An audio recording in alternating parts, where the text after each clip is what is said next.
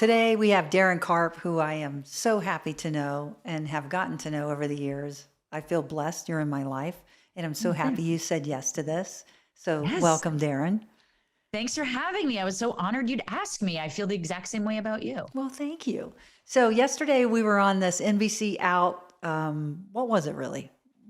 It was Well, an Out at NBC like moderated panel for those who belong to the Out at NBC group, and it was basically a discussion of queer women in their own industry. yeah, That's what it yeah, was. Yeah. yeah. So basically, I learned some things about you yesterday.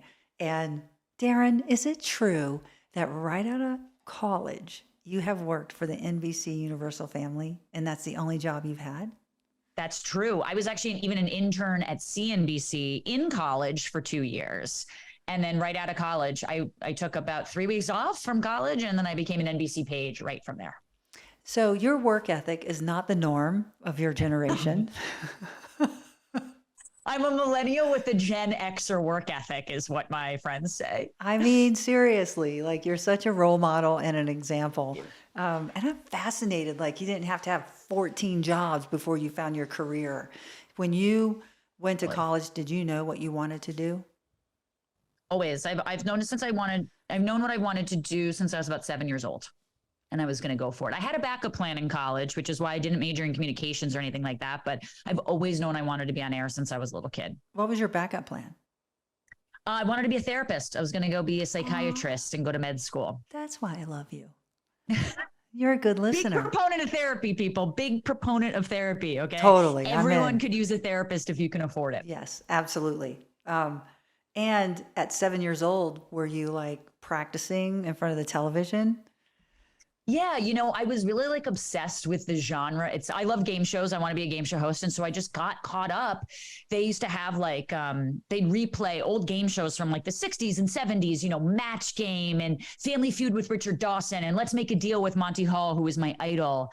And I would just kind of become fascinated. It was like the only television that like win or lose, you had a great time, like it's just positive. It wasn't the news. It wasn't trying to be snarky. It was just like, can you answer questions and win this money or guess or something like that?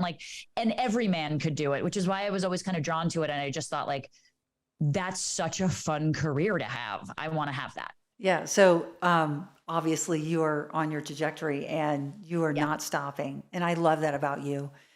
Thank you. Leah and I both said the same thing. She will end up where she ultimately wants to be because of your perseverance. And even when you don't get paid, you are showing up, right?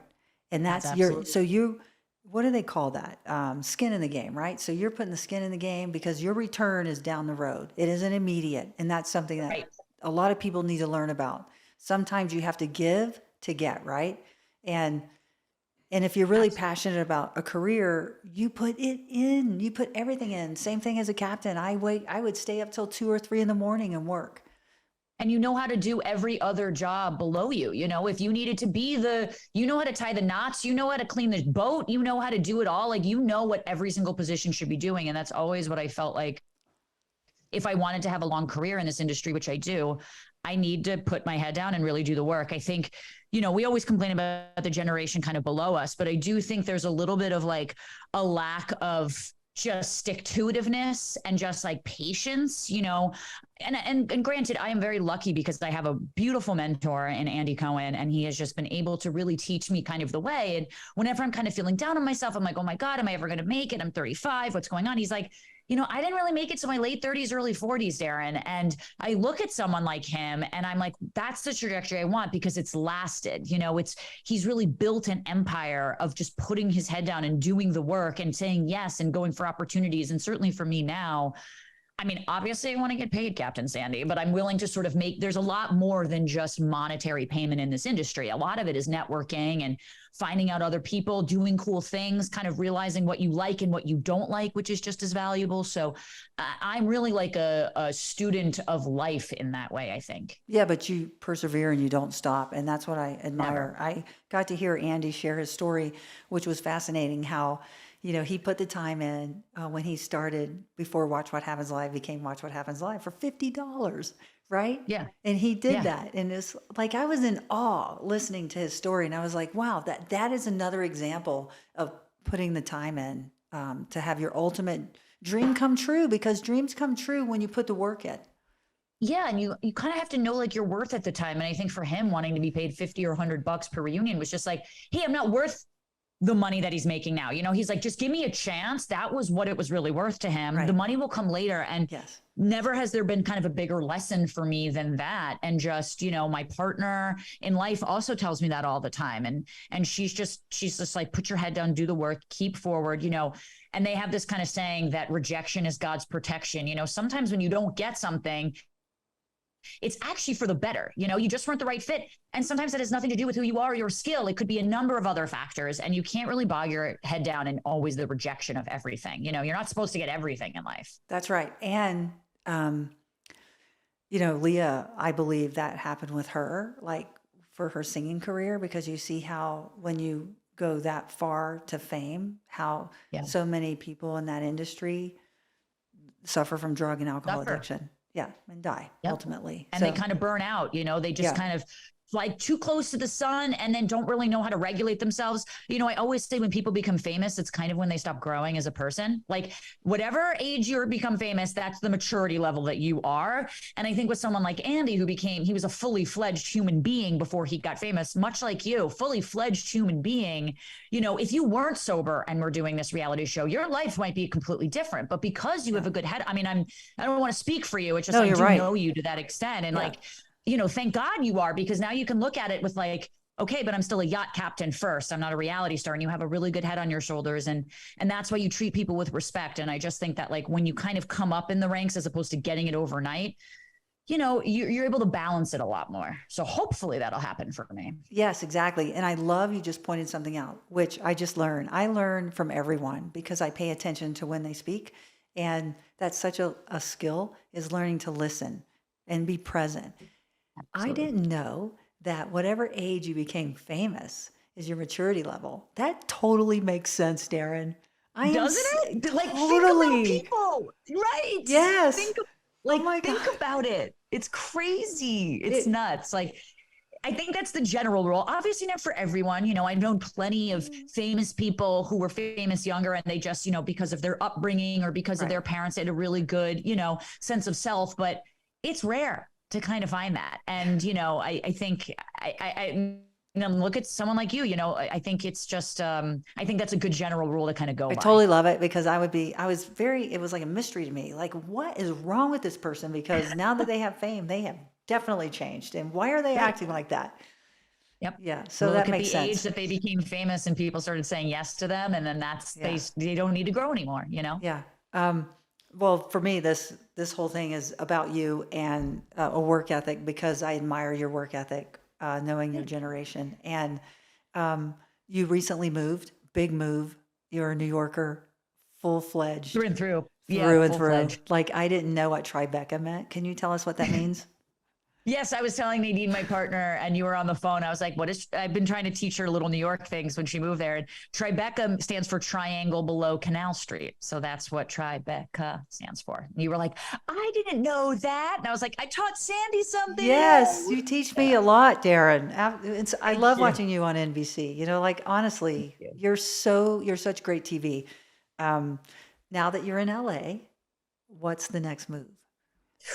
Well, luckily, I, still get to work with Andy, which is really nice. And I get to do my podcast. So I get to kind of keep everything, hopefully expand my network, do a couple more LA local hits over here. I want to get more into the award shows. I got to do live at E! For the Oscars in March. And, obviously there's a lot of strikes happening right now, but Emmy season is coming up in a few months. And so I just kind of want to, I'm hoping for more gigs over there and get to kind of continue my job just with a better view and better weather. You were great on the red carpet. Thank you. Excellent. Thank you. Yes. Wore a green Gucci suit and I felt really spectacular. Oh my gosh, say. and you were killing great. it. Like, I was so happy. Like, my entire life, I would never think that I would get to meet someone who's on the red carpet, talking about people and, meeting people. It's really cool. Because I didn't have that trajectory like you did in life. You knew what you wanted to do. Mine was very different. Yeah. And I kind of happened. That's how it happens, though. It Life kind of is what happens. happened. We're making other plans, you know? Yeah, That's what exactly. happens. Which I totally love. Like there's so many different, avenues in life, and where you end up is what you put into it. And I really believe that. So it was really cool. I was like, that's Thank awesome. you. I remember I was in Cannes one year, and that's when Angelina Jolie she was pregnant. She had that green dress on, and I was on Oh, the red carpet there, like not on it, but 5 layers behind with all the yeah, yeah. security, and was You just so saw her? excited. I love stuff like that. So I can't wait. I'm sure you'll land that. Thank you. The other thing is that I really respect is how you don't lead with who you work for, because Very rarely. Yes. I very rarely lead with that. Yeah. yes, I I, yeah. love that. You're not that person, and you're grounded. You stay humble, and tell people how to do that, will you? Because we need that. I have a funny story with that actually. When I started working for Andy, I want to say it was I started working for him in 2011, but I think it was like 2012 or 2013. And he got invited to MC, I think he was emceeing the CFDA Awards, which essentially like outside of the Met Gala, like a big, big fashion award. I mean, that's the thing. And he took me. And we were backstage, and I was there with Ralph Lauren and Oscar de la Renta and just all these fabulous people. And Hillary Clinton was there. And Hillary Clinton's coming down the line, introducing herself to everyone. And she comes up to me and I shake her hand and I say, I'm Andy Cohen's assistant. And she says, but what's your name? And that was like a light bulb moment for me. I was like, wait a minute. Yeah, like I'm Daryn first, like I'm Daryn Carp first. And then all the other things that I am and, all the other things that I do is part of it. But it was a really big lesson for me because I thought like, okay, the reason I'm here is because I'm Andy's assistant. And she kind of, had this rapport with me where it was like, no, the reason you're here is because you're supposed to be here. It's not just who you work for. It's you. And that was such a kind of a profound moment for me. And now I really introduce myself with my name as much as possible, as opposed to who I work for. So that was a pivot for me. It's been 12 years. And I think originally when someone asks what I do, it feels, it's like when people are like, oh, where'd you go to school? And you're like, Harvard. And you're like, oh, of course you went to Harvard. Like, of course. Like, it feels weird for me to be like, yeah, I'm Andy Cohen's assistant. Like, it just sounds, I don't know, like put upon. And also, like, I feel like I'm more than that now. Like, that's certainly how I started, but I really feel like I'm my own person now. When I get introduced on the Today Show, it's Daryn Carp, pop culture, expert or contributor and host of Shaken and Disturbed, which is my true crime podcast. Even though I talk about being with Andy, I don't lead with that anymore because I do feel like I'm a really individual person, and Andy has helped cultivate that. So it's really a testament to him. But yeah, it was kind of hard to get out of for a little bit. I had to really establish my own individuality. And once you kind of have that aha light bulb moment, a la Hillary Clinton, if you're lucky enough, it changes your perspective on your worth and that you aren't just what you do, Right. I love that. You're not what you do. You are a human being first. Amen. And then your chosen career, which you have not stopped. So your podcast, what's the second one? Not Shaken and Disturbed, but Shaken and Disturbed is the more like main one now. I might have a few more coming out, but I can't talk about those yet because in this industry with the strikes and everything, you never know if things are what's going down. So tell us about it. Shaken and Disturbed is an offshoot of my old true crime podcast. Same co-host, me and my friend John Thrasher. We used to host this Martinis. It was called Martinis and Murder, and it was on Oxygen Network. So it was a true crime podcast on the Oxygen Network. And then we spun it off and called it Shaken and Disturbed. In fact, Nadine actually named the title of it because we were trying to think of crime with drinking, because that's how Martinis and Murder kind of got started. And so she was like, instead of Shaken and Stirred, do Shaken and Disturbed. And we started it in 2021, at the beginning of 2021. We do weekly episodes, a different case a week. We're talking about the curious case of Natalia Grace, which was this insane documentary that was originally on ID and now on Max. If you haven't seen it, I highly recommend. But we usually talk about a case a week, and true crime is sort of something I've always been really interested in. I'm a big victim advocate type of person. I believe in the Innocence Project. I'm not really for the death penalty. And so I've always been kind of intellectually interested and curious about it. And being able to talk about it makes me feel like I'm more in control of what's kind of going on out there with the crime and everything. I totally love that. I like a good mystery. And yes. So do you become detective-like where you're trying to solve the mystery?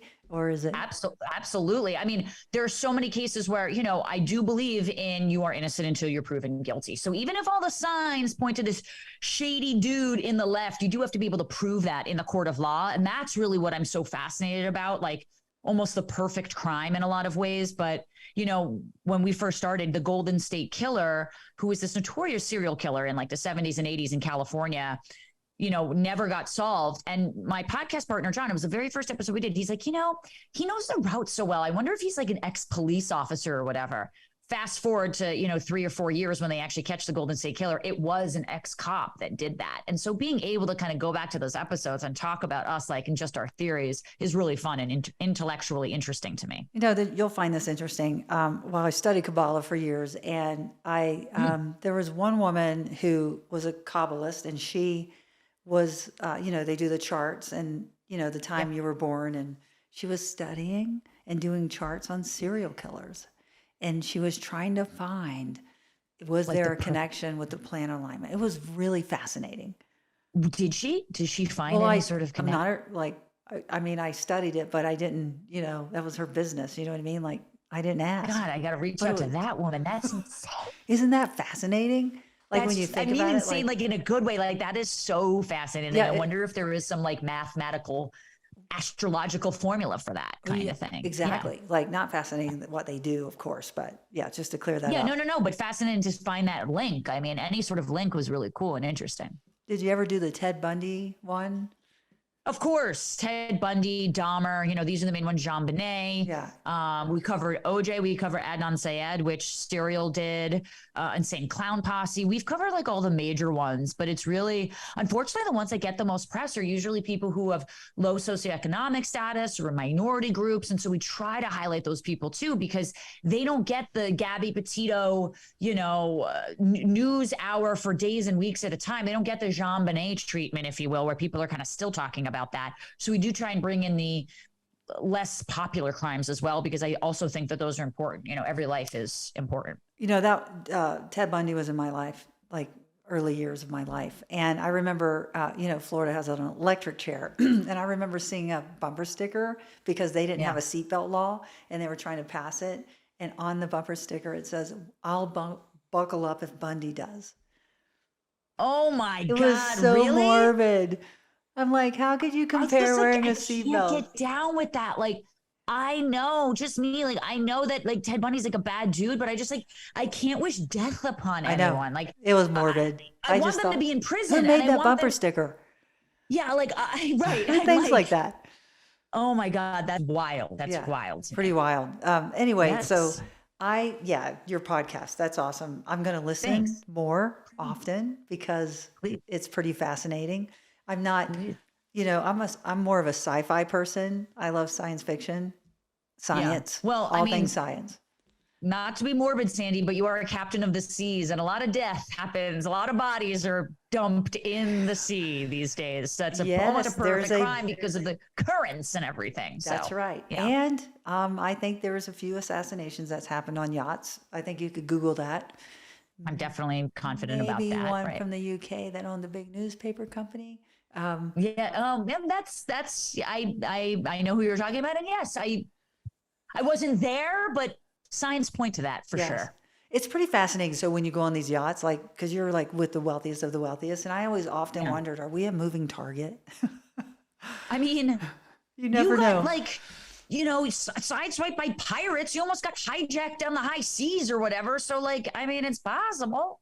Yes, well, yes, in the pirate sense of when pirates are thieves at sea. So when you think about it, like, most of them are not violent, by the way. Like the majority of them are not. They do hold guns, but they never really kill anyone, which is really great. Well, they just want the goods. They're not. It's a big insurance. Like they've learned the game, cargo versus lives, right? So, can you imagine if they didn't pay the claim? Anyway, no, I mean, yes, we've had the threat of pirates many times. And I've heard on the VHF, like a friend of mine was anchored off of Ponza. It's an island off of Italy. And they stole his tender overnight. So that's why we load everything at night. Everything. Right. You can't keep any. It's like keeping your car unlocked. It's like Nothing should be visible. Keep it in the trunk. Don't be inviting these thieves to anything. That's right. Yes. That's so, wild. Yes, thank you. You know, I wanted to say, I can't wait to learn more about you because every time I'm around you, I learn something new. And I wanted people to know who Daryn was, who Daryn is, Thank not you. was. You're alive, thank God. And I want people to know you because they see you and they go, oh yeah, Daryn and what you do, right? But you do so much more. And keep going on that road. You're incredible. I'm so happy we're friends, and I'm going to see you soon. I'm really lucky to have you as a friend. Thank you for having me, Yeah, Sandy. Thanks for being a role model for me. Don't hang up. I love you. Bye. Don't hang up. Nothing's gonna hold me down again. I'm letting go to rise above.